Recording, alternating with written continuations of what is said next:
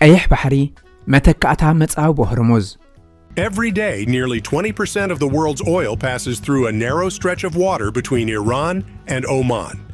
It's called the Strait of Hormuz. Strait of Hormuz.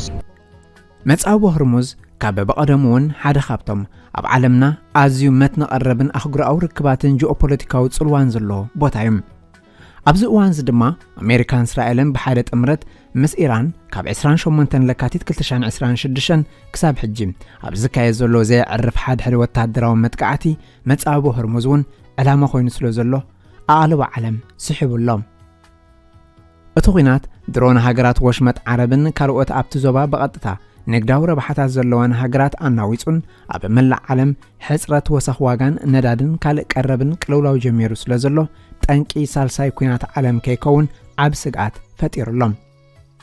ኤርትራ በቐጥታ ኣብቲ ዞባ ዝተደኮነት ስለ ዘይኮነትን ወታደራዊ ተሳታፍነት ስለ ዘይርኣየትን ሩኡይ ስግኣት እኳ እንተዘየለ ምስ ቅልውላው ማእከላዊ ምብራቕ ምዕጻዊ መጻብ ወህርሙዝን ግን ቀይሕ ባሕሪ እንተስ ንልምዓታዊ ምትሕግጋስ እንተስ ንወታደራዊ ውድድራት ብሕማምን ብሳዕቤንን መጻብ ወህርሙዝ ክትጽሎ ግድን እዩ። ኣብዚ ናይ ኣሜሪካን እስራኤልን ምስ ኢራን ዝካየድ ዘሎ ኩናት በመራኸቢ ብዙሓንን ፖለቲከኛታትን ክኢላታት ቁጠባን ዝተፈላለየ መግለጺታትን መደምደምታን ይወሃቦ እኳ እንተሎ ውጽኢቱን ናበይ ገጹ ይምዕብልን ግን ግዜ ዝምልሶ እዩ። ኩናት ከም ስሙ ቁጠባዊ ዕንወትን ህይወት ሰብን ዝቐዝፍን ሞትን ምምዝባልን ዘስዕብን ምዃኑ ድማ ንምርድኡ ከቢድ ኣይኮነን። እዚ ዝካየድ ዘሎ ኩናት ፖለቲከኛታት ኣሜሪካን እስራኤልን ኢራንን ዝህብዎ ዘለዉ ናይ ተዓዊተ መግለጺታት ብዘየገድስ ንነዊሕ እዋን እንተቐጺሉ ኸዓ ሳዕቤኑ ከቢድ እዩ። ቅድሚ ቀይሕ ባሕሪ መተካእታ መጻብ ወህርሙዝ ክኸውን ይኽእል ዶ?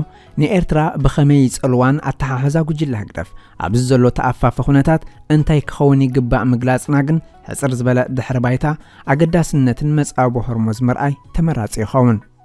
መጻብ ወህርሙዝ ብመንጎ ዑማንን ኢማራትን ንሸነኽ ደቡብ ኣቢሉ ናብ ሰሜናዊ ኢራን ምስ ወሽመጥ ፋርስ ናይ ዑማንን ባሕሪ ዓረብን ዘራኽብ እዩ።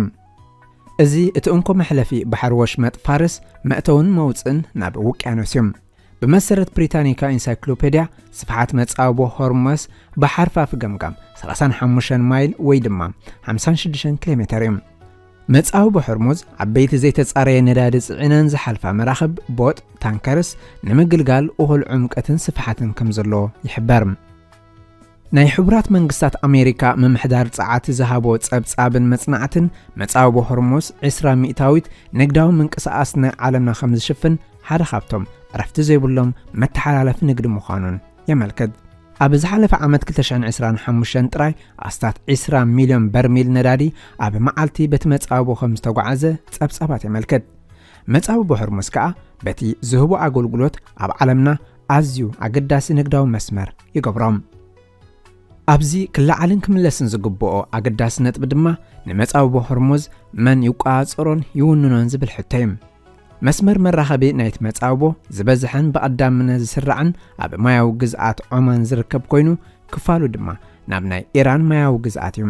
ክልቲአን ሃገራት ድማ ብኣህጉራዊ ሕግታት ባሕሪ ከምኡውን ብናይ ሕቡራት ሃገራት ውዕላት መሰረት ድማ የመሓድሮኦም። በዚ መሰረት ክልቲአን ሃገራት ብኣህጉራዊ ውዕላትን ስምምዓትን ጸጋታትን መኽሰባትን ናይቲ መጻብ ብሓባር የመሓድሮን ይጥቀማሉን።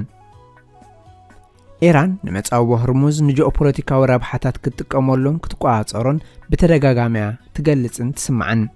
በኣንጻሩ ኣሜሪካን እስራኤልን ዞባዊ ትርናዓን ዕብለላን ናይ ኢራን ንጸጥታዊ ንግዳውን ረብሓታት ከም ዓቢ ስግኣት ስለ ዝጥምትኦም ካብ ነዊሕ እዋን ኣንጻር ኢራን ተጻብኦታት ኣየቋረጻን። እዚ ኣብ ለካቲት 28 2026 ኣሜሪካን እስራኤልን ኣብ ልዕሊ ላዕለዋይ መንፈሳዊ መራሒ ኢራን ኣያቶላህ ዓሊ ካሚኒ ካልኦት ላዕለዎት ሰብ መዝን ዝተፈጸመ ቅንጸላን ዝተወላዐ ኩናትን ድማ ኢራን ኣንጻር እስራኤልን መሻርክቲ ኣሜሪካን ወታደራዊ ማዓስከራታን ሃገራት ወሽመጥ ዓረብን ብደብዳብ ሽሾ ነፈርቲ ውግም ሰብ ኣልቦ ድሮናትን ካብ መሬትን መራኽብ ኩናትን ዝትኮስ ተወንጫፊ ሚሳይላት ኣብ ሰብን ንብረትን ዓብ ዕንወት የስዕባሎም። ምስ ቅልውላውን ምዕጻውን መጻብ ወህርሙዝ ኣብ ዓለም ብቁጠባውን ወታደራውን ላዕለዋይ ኢድ ዘለወን ሃገራት ኣቓልብአን ኣብ ቀይሕ ባሕሪ ክኸውን ካልእ ኣማራጺ ክደልያን ግድን እዩ። እዚ ማለት ኣብ ቀይሕ ባሕሪ ዘለዎን ንግዳዊ ንጥፈታትን ከይትንከፍ ንምሕላውን ኣብ መጻጉዕ ሆርሙዝ ዝነበረን ረብሓታት ንምቕጻል ንቀይሕ ባሕሪ ከም መተካእታ ወይ ጊዜያዊ ኣማራጺ ክጥቀማሉ ሸበድበድ ይብላ ኣለዋ። ቀይሕ ባሕሪ ኣብ ዓለምና ሓደ ካብቶም ኣዝዩ ኣገዳስን ስትራቴጂካውን ስነ ህይወታውን ኣገዳስነት ዘለዎ ክፋል ማዮም። ቀይሕ ባሕሪ ንሜዲተራንያን መትረብ ስውፅ ኣቢሉ ምስ ህንዳዊ ውቅያኖስ ዝራኸብ ኮይኑ ቁልፊ ዓለማዊ ንግዲ መጓዓዚ ጸዓትን ዲጂታላዊ መራኸቢታትን እዮም። ይኹን እምበር ቀይሕ ባሕሪ ካብ መስመር መራኸቢ ሓሊፉ ዓለማዊ እንጋድን ምክልኻልን ዕምባባ ባሕርን ካልእ ክቡር ጸጋታትን ምዕዳል ስተማይ ንሚልዮናት ሰባትን ከምኡውን ፍሉይ ዕምቆት ዘለዎ ከባቢያዊ ተፈጥሮ ዝውንን እዮም። ቀይሕ ባሕሪ ብመንገዲ መትረብ ስውፅ ብሓርፋፍ 12 ሚእታዊት ዓለማዊ ንግዲ መተሓላለፍ እዩ። እዚ ማለት 30 ሚእታዊት ናይ ዓለምና ኮንቴነራት ይሓልፍን ኣብ ነፍሲ ወከፍ ዓመት ልዕሊ $1 ትሪልዮን ዝዋግኡ ኣቑሑት ይሽፍን ማለት እዩ። መዓልታዊ በብዓይነቱ ንብረት ዝፀዓና ኣማኢት መራኸቢ ዝሓልፋሉ መስመር ቀይሕ ባሕሪ ናብ ኣህጉር ኤውሮጳን ኤስያን ኣሽሓት ኪሎሜተራት ዝሕፀረ ባሕሪ ስለ ዝኾነ ኣዝዩ ተመራፂ እዩ።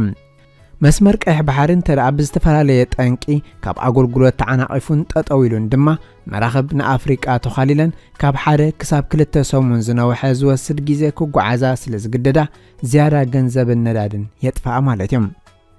ነቲ ኣዝዩ ስትራቴጂያዊ መትረብ ስውፅ እትውንን ዓመታዊ ቢልዮናት ዶላራት ቀረጽ ዝመላለሳ መራኸብ ኣታዊ እተሓፈስን ግብፂ ድማ ዘይምርግጋእ ቀይሕ ባሕሪ ብቐዳምነት ዝያዳ እትጉዳእን ሃገር እያ።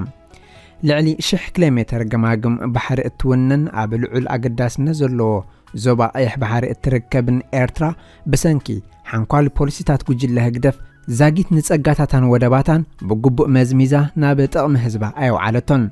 መስኩናት ኣሜሪካን እስራኤልን ኢራንን ቀይሕ ባሕሪ ኣብ ንጥፈታት ንግዲ መተካእታ መጻጉዕ ሆርሙዝ ክኸውን ከም ዝኽእል ሃገራት ናይቲ ከባቢ ድማ ጸጥታዊ ውሕስነት እንተደኣ ኣራጊፀን ዝያዳ ተረባሕቲ ክኾና ዕድል ከም ዝፈጥረለን ይግመት። ምዕራባውያንን ናይቲ ከባቢ ረብሓ ዘለወን ሃገራት ጸጥታ ቀይሕ ባሕሪ ኣብ ሓደጋ ክወድቕ ዝኽእል ኩነታት ክፍጠር ብስቕታ ክዕዘባ ስለ ዘይክእላ ነተን ኣብ ማያት ቀይሕ ባሕሪ ቀጥታዊ እጀታ ዘለወን ሃገራት ንናይ ሓባር ረብሓ ብዘተ ጽምዶ ክገብራ ኣለዋን። እንተደኣ እቲ ብሰላማዊ ኣገባብ ረብሓታትን ንምውሓስ ዕንቅፋት ኣጋጢምወን ግን ከም በዓል ኣሜሪካ፣ ፈረንሳን እስራኤልን ዓባይ ብሪጣንያን ካልኦት ወታደራውያን ሓይሊ ወይ ዲፕሎማሲያዊ ጸቕጢ ካብ ምግባር ከም ዘይሓፍራ ንምግማቱ ኣየጸግምን። ኣብ ከም ዝተኣፋፈ ኩነታት እቲ ኣብ ቀይሕ ባሕሪ ህላዊኡ ንምርግጋጽን ወደብ ዓሰብ ብሓይሊ ንምውራርን ብኩሉ ኣገባብ ቀጻሊ ምንቅስቓሳት ዘካየድ ዘሎ ሰልፊ ብልጽግና ንድኹም ኣካይዳን ድርቅናን ጉጅለ ህግደፍ መዝሚዙን ንሓያላት ሃገራት ኮይኑን ብኣቋራጭ ተቐባልነት ዘይሓሰቦ ጉንዑን ክረክብ ይኽእል እዩ።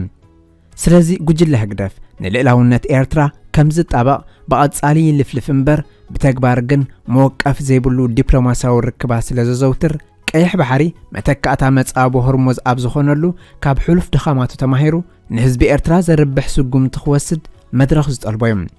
ቢተወደድ ሳልሕ ስዒድ ዓለ ሕጃይም